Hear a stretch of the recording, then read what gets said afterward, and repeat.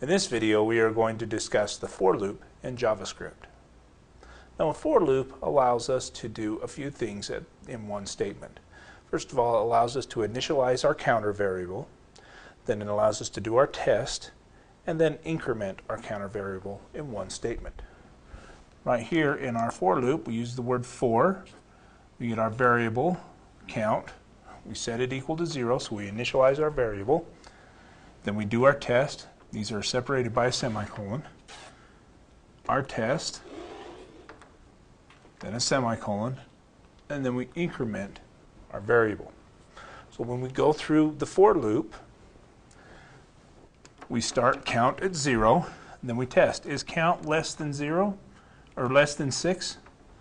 Yes, it is. So we execute our statements, and we increment the total correct if we're correct. Then we go back up here, we increment count, and then we test again. So now count is 1. Is it less than 6? Yes. So go through the statements. Then we increment count again, and then we do the test.